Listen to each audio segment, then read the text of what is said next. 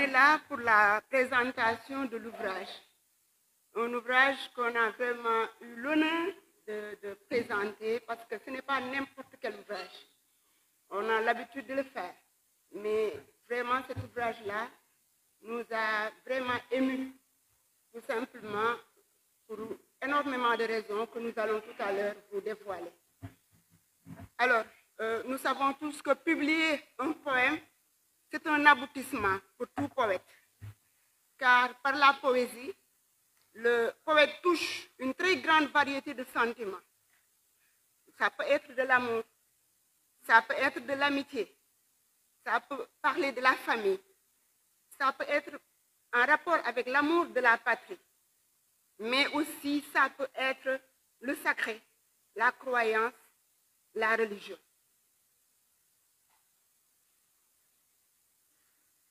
La foi est un élément qui accompagne l'homme pendant toute son histoire, avec une influence dans tous les domaines de sa vie.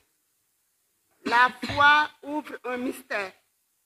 Elle influe sur l'homme et lui offre une liberté créatrice extraordinaire. C'est cette foi en Dieu. C'est son amour du prophète Mohammed, paix et salut sur lui, et de son guide, le vénéré Maulana Cheikh Ibrahim Niass, qui sera la source à partir de laquelle l'auteur, El Hadj Abdoulaye Fam, puisera toutes ses aspirations. En effet, après sa troisième publication, dont le titre est Mohammed, le soleil du Levant, où l'auteur a chanté le soleil de l'Orient, le messager de Dieu, le sauveur de l'humanité, Mohammed, paix et salut sur lui. Voilà que M. Abdoulaye Fam nous présente aujourd'hui un autre poème chant qui s'intitule Barham, le soleil du couchant. Je vous rappelle que ces deux titres, Mohammed, le soleil du levant, là, Barham, le soleil du couchant, ne sont pas des titres fortuits. En effet, le prophète Mohammed, sallallahu alayhi wa sallam, a vu le jour à l'aube, alors que le Cheikh est venu au monde à la tombée de la nuit. Vous mesurez le parallélisme qui est établi ici. El Hadj Abdoulaye Fam n'a jamais cessé donc d'écrire l'amour indéfectible qui le lie d'abord au prophète, paix et salut sur lui, dont il est certain qu'il joue un rôle prépondérant dans la réalisation de son œuvre. L'amour de son guide spirituel l'amène aujourd'hui à coucher ses vers sur ce papier afin de lui déclarer son amour, de faire acte d'allégeance, de le louer et de prier genoux à terre. L'intérêt de cette œuvre réside dans le fait que M. Fam nous fait découvrir une figure de proue, un homme de Dieu, un homme multidimensionnel, cosmopolite, un pionnier du panafricanisme, l'ambassadeur plénipotentiaire, je veux nommer Maulana Cheikh Ibrahim Niass dit Baye. Ce poème chant participe à la valorisation du patrimoine intellectuel islamique du Sénégal en permettant à la population, aux jeunes, de mieux découvrir ces grandes figures religieuses qui ont marqué de leur empreinte le pays. Je cite la modestie et au mérite ce que les ombres sont aux figures dans un tableau et lui donnent de la force et du relief. Ces propos de Rochefoucauld résument l'attitude d'esprit du vénéré Cheikh al-Islam, comme le témoignent ces propos du président Léopold Sédar Senghor, qui disait, je le cite, « Il lui aurait suffi de lever le plus petit doigt pour que ces millions de disciples lui édifient des gratte-ciel. » Quelle humilité! Fin de citation. Dans cette œuvre, nous voyons un talibé qui, à l'image de son marabout, invite à l'humilité, à l'habitude de passer inaperçu, à la modestie, qui sont également les marques du vrai talibé devant son marabout. C'est son attitude à lui, et il le démontre à la page 20 de ce poème chant, quand il dit, je le cite, « Moi, ce vide de savoir, ce néant, ce pauvre terrien, ce nécessiteux, cette poignée de terre, ce disciple de Barham, cette poussière, ce rien du tout, cet esclave, ce petit vaurien. Fin de citation. Le poète utilise autant de périphrases qui renvoient tous à l'humilité, à la modestie dont il fait montre en tant que bon talibé. Le poète utilise autant de périphrases qui renvoient à la modestie dont il a fait preuve. Et l'âge Abdoulaye Fam perpétue ainsi le legs de Maulana Cheikh Ibrahim qui a laissé à la postérité une richesse immense dans le domaine littéraire. Ses nombreux ouvrages et poèmes étaient essentiellement axés sur la théologie, le soufisme, la biographie, les louanges du prophète. Ces enseignements ont traversé les frontières et poussent des milliers de personnes à faire le déplacement lors de la commémoration du Gamou pour se recueillir au mausolée du maître de la Faïda. Son disciple Abdoulaye Fam rend hommage à ce grand philosophe en ces termes. Je le cite, ô Barham, l'océan de l'immensité. Il serait même impossible de faire avec attention, même dans l'espace de 50 ans, ta description. Tu es au-dessus de tout ce que je pourrais dire ou citer, car le soleil de ta majesté est un miroir. Celui qui y vient s'y voit dedans sans le vouloir. Ô Barham, le relent séducteur, tu as répandu constamment dans le monde le contenu de la vessie du muscle des sciences profondes. Les espaces sont remplis de tes parfums charmeurs. Puisque rien ne peut être substitué à toi, je ne cesserai, maître, d'être avec toi. Fin de citation. Monsieur Fam chante ainsi ce grand enseignant, ce grand diffuseur de savoir qui, dans sa vie sur terre, a étudié avec son éducation religieuse l'exégèse, le droit musulman, l'arabe, la métrique, la rhétorique, la biographie du prophète.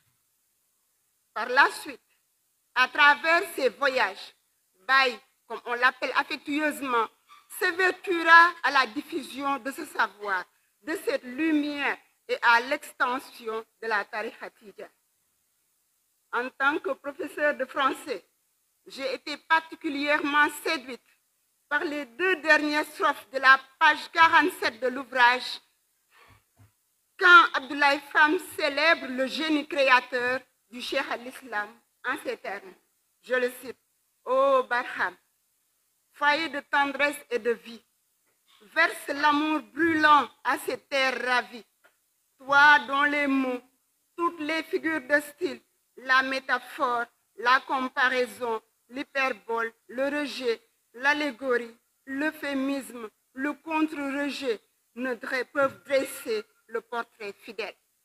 Ô Barham, la vérité de la vérité visée, le monde a soif d'amour, tu es venu l'apaiser. Tu es l'héritier du verbe créateur Kun. Tu es la voix du Dieu, sa métaphore pleine. Tu es ce que je dis, ce que je ne peux dire, tout ce qui me passionne, ce que j'admire. Fin de citation.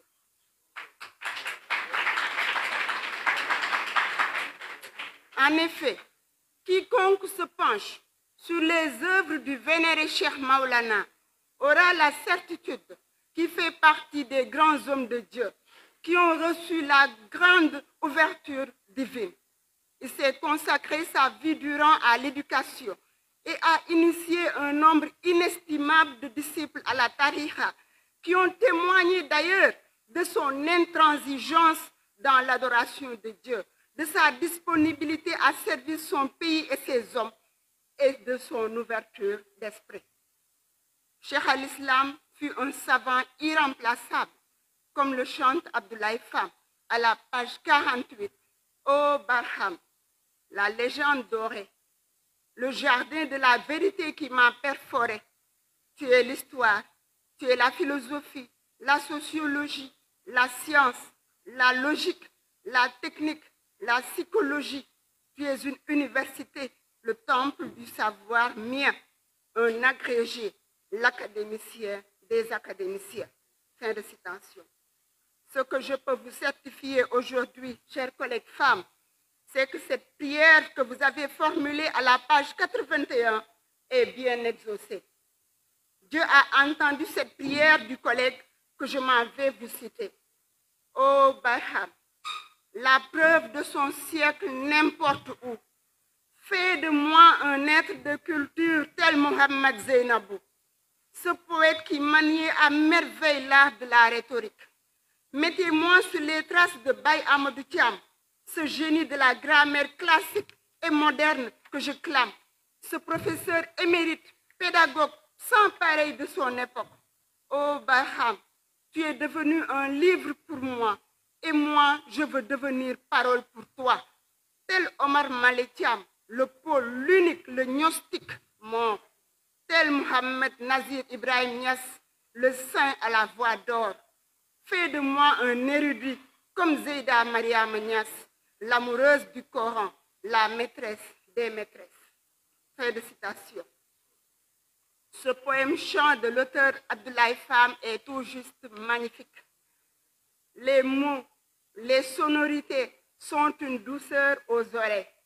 Le recours à la comparaison, aux hyperboles, aux périphrases, à la tonalité exclamative et aux images sert à traduire, grâce au pouvoir de l'imaginaire, ce qui est ineffable, grâce à l'évocation des réalités les plus habituelles. Des paroles pour le cœur, un plaisir à l'oreille. Mais il ne pouvait pas en être autrement. Comment ne pas s'extasier face à un homme de cette dimension, face à un parcours de vie aussi exceptionnel? Je ne terminerai pas sans m'arrêter sur l'évocation par M. Pham de cette éducatrice hors pair, cette perle rare qui marquera à jamais les esprits. Je veux nommer Zeyda Mariam Niass, la maîtresse des maîtresses, comme l'appelle affectueusement M. Pham.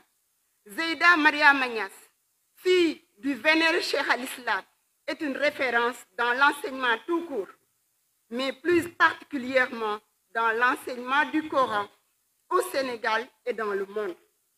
L'éducation religieuse qu'elle a reçue démontre la place stratégique accordée à la femme. En effet, Maulana Cheikh Ibrahim Niass a fortement encouragé l'éducation des femmes. Toutes ces filles ont fréquenté et mémorisé le Coran au sein des mêmes écoles religieuses que les hommes. Ne disait-il pas que, je le cite, en matière de connaissances, les femmes devraient rivaliser avec les hommes? Comme pour dire qu'il fut un des pionniers dans la promotion de la scolarisation des filles, de l'égalité homme-femme dans le domaine de l'éducation. Pour conclure, je reprendrai cette citation de Pierre Corneille. Aux âmes bien nées, la valeur n'attend point le nombre des années. Simplement pour dire que ce n'est point l'âge qui nous conduit à la sagesse. Le talent et les dons innés n'ont pas besoin d'attendre ce qu'on appelle les années de maturité pour éclore, pour s'exprimer. Monsieur Pham, malgré son âge, vient de réaliser une œuvre qui n'a rien à envier aux grands classiques. Il détient effectivement cet art de combiner les mots, les sonorités, les rythmes pour évoquer des images, suggérer des sensations. Merci, M. Pham, de m'avoir permis de m'abreuver à la source intarissable de Maulana Cheikh Ibrahim Niass que vous avez chanté avec l'éloquence et l'élégance qui s'y a son rang. Je vous remercie.